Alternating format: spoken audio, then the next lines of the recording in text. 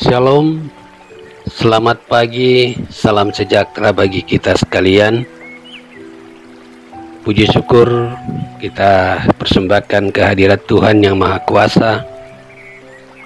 Pagi hari ini kita kembali dipersekutukan melalui santapan rohani edisi Kamis 18 Januari 2024. Kita akan mendengarkan firman Tuhan, namun sebelumnya mari kita berdoa. Bapa, terima kasih buat pagi hari ini kami kembali dipersekutukan lewat santapan rohani. Kami akan membaca dan mendengarkan akan firman-Mu, ya Roh Kudus, tuntun dan sertai kami, sehingga kami boleh membaca, merenungkan firman-Mu, bahkan boleh melakukannya dalam seluruh kehidupan kami. Di dalam nama Tuhan Yesus kami berdoa dan mengucap syukur. Amin.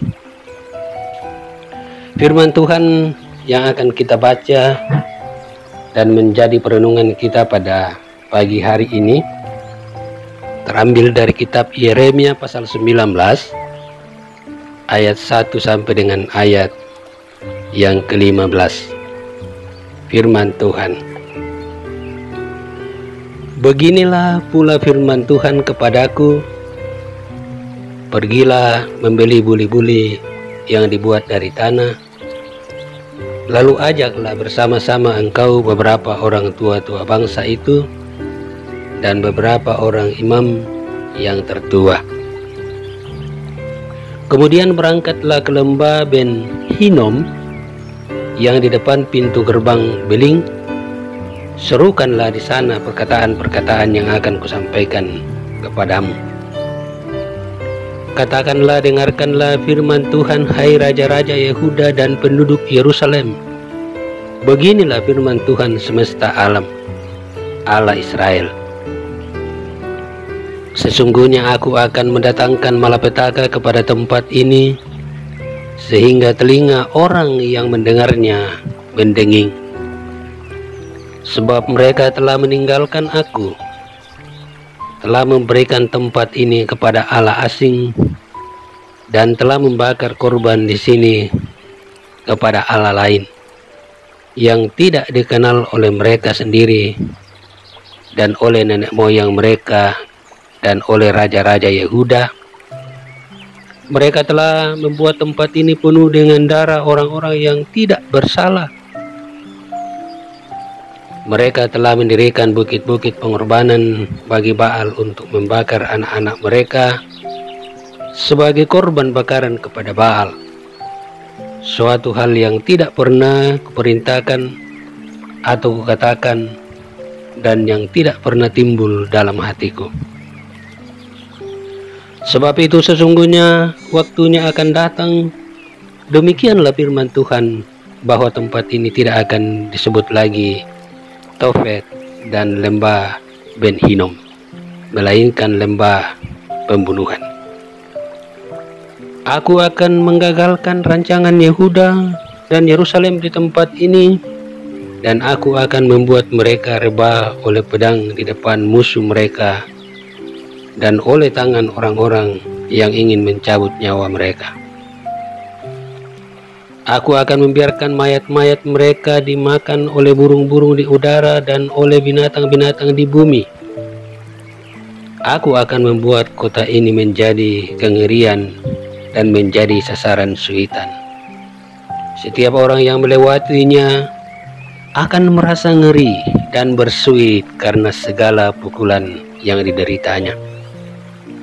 Aku akan membuat mereka memakan daging anak-anaknya laki-laki dan daging anak-anaknya perempuan, dan setiap orang memakan daging temannya dalam keadaan susah dan sulit yang ditimbulkan musuhnya kepada mereka, dan oleh orang-orang yang ingin mencabut nyawa mereka.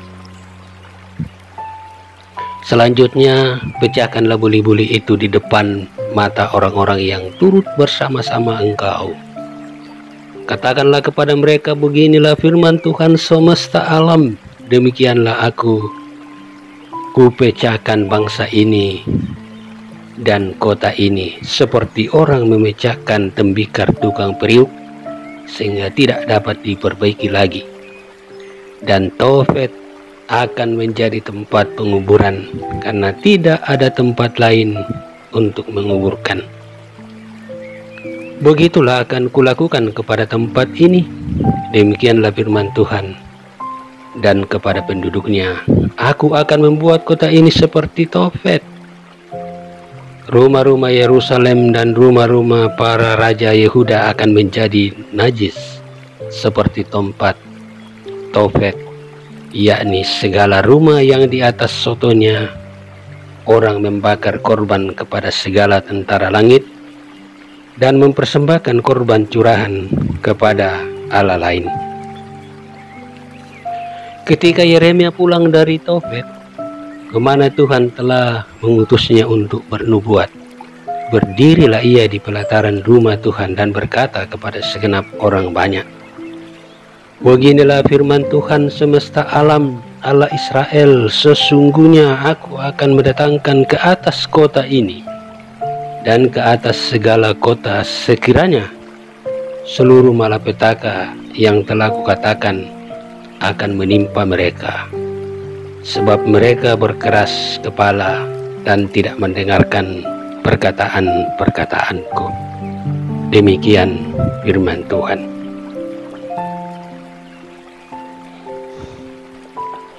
Bapak Ibu saudara-saudara yang terkasih dalam Tuhan,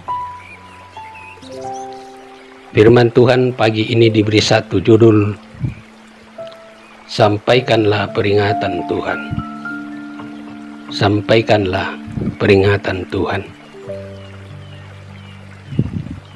Saudara, tidak mudah untuk jadi seorang pemberita atau pembawa kabar. Jika berita yang disampaikan adalah berita sukacita, maka dengan mudah kita menyampaikannya. Sebaliknya, tidak mudah untuk menyampaikan berita duka atau penghukuman. Nabi Yeremia merupakan seorang yang dipilih dan diutus untuk menyampaikan kabar dari Tuhan. Entah berita sukacita atau penghukuman bagi suatu bangsa, Yeremia diutus Tuhan untuk menyampaikan kabar penghukuman bagi umat yang hidup tidak taat kepada Tuhan. Ia membeberkan berbagai dosa mereka yang sering mereka lakukan di hadapan Tuhan. Salah satunya adalah dosa penyembahan berhala. Yeremia mengumandangkan kabar dengan berseru, wahai raja-raja Yehuda, dengarlah firman Tuhan. Sehingga Israel dan Yerusalem mengetahui bahwa dialah Tuhan semesta alam yang sanggup melakukan apapun yang telah ia sampaikan. Tidak hanya dosa mereka, tetapi Yeremia menyampaikan tentang penghukuman Tuhan. Bapak Ibu Saudara dimanapun pada pagi hari ini mendengar firman Tuhan, sekalipun Yeremia adalah seorang nabi, tetapi secara manusiawi tidaklah mudah memberitakan penghukuman bagi suatu bangsa yang bebal.